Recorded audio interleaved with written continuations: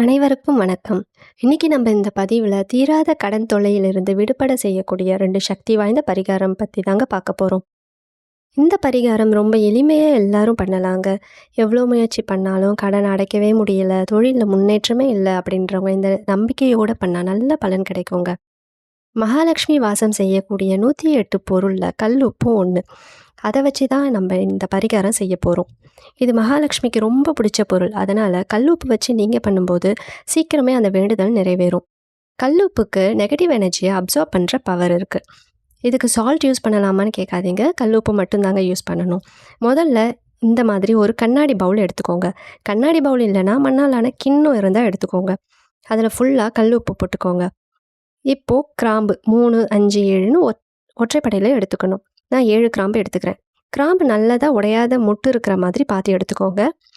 இப்போது அதை இடமிருந்து வலம் பார்த்த மாதிரி வட்டமாக வச்சுக்கோங்க. மனதார கடன் சீக்கிரம் அடையணும்னு வேண்டிக்கிட்டு யார் கண்ணிலையும் படாத மாதிரி வீட்டில் ஒரு மூலையில் அதை மறைச்சி வச்சுடுங்க. இது யார் கண்ணிலையும் படக்கூடாது, வச்சிருக்கிறது தெரியாத மாதிரி வைங்க. உங்கள் வீட்டு பீரோவுக்கு கீழே மூலையில் இடம் இருந்தால் அங்கேயும் வச்சுக்கலாங்க. 15 நாளுக்கு ஒரு முறை இந்த உப்பை எடுத்து தண்ணியில் கரைச்சி கால்படாத இடத்துல ஊற்றிடணும். கிராம்பையும் கால்படாத இடத்துல தூக்கி போட்டுருங்க. அவ்வளோதாங்க இந்த பரிகாரம். ரொம்ப எளிமையாக செய்யலாம்.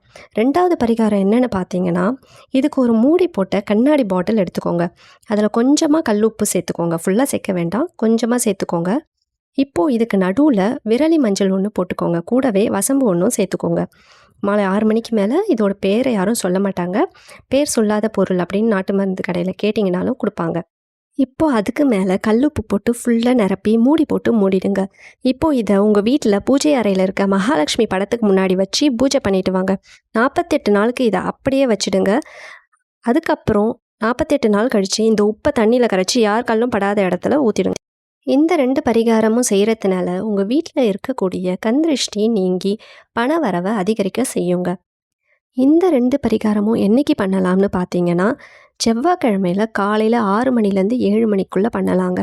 அப்படி இல்லை செவ்வாய்க்கிழமை என்னால் பண்ண முடியல அப்படின்னா மகாலட்சுமிக்கு உரிய வெள்ளிக்கிழமையிலையும் பண்ணலாங்க. நம்ம எல்லாரும் ஏதோ ஒரு தேவைக்காக கடன் வாங்குகிறோம். அப்படி வாங்கும்போது அந்த கடனை அமாவாசை, அஷ்டமி இந்த 2 திதிகளில் வாங்காமல் இருக்கிறது நல்லதுங்க.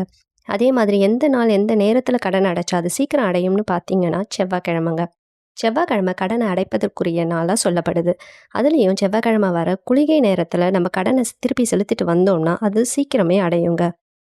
செவ்வாய்க்கிழமையில் அடைக்க முடியலை, வேறு எப்போ அடைக்கலாம்னு பார்த்தீங்கன்னா, நம்ம கேலண்டரில் பஞ்சாங்கம்லலாம் பார்த்தீங்கன்னா ஓரைகள் அப்படின்னு கொடுத்துருப்பாங்க. அந்த ஓரைகளில் செவ்வாய் ஓரை அப்படின்னு ஒன்று போட்டிருக்கோம். அந்த நேரத்துலையும் அடைக்கலாமுங்க. இதே மாதிரி தொடர்ந்து இந்த பரிகாரங்களை குறைஞ்சது ஒரு 3 முறை செஞ்சுட்டு வாங்க. கண்டிப்பாக கடன் பிரச்சனை எல்லாம் தீர்ந்து நல்ல முன்னேற்றம் வரும். இந்த வீடியோ உங்களுக்கு பிடிச்சிருந்தா லைக் பண்ணுங்கள். மறக்காமல் நம்ம டிவைன் தகவல் சேனலை சப்ஸ்கிரைப் பண்ணுங்கள். நன்றி.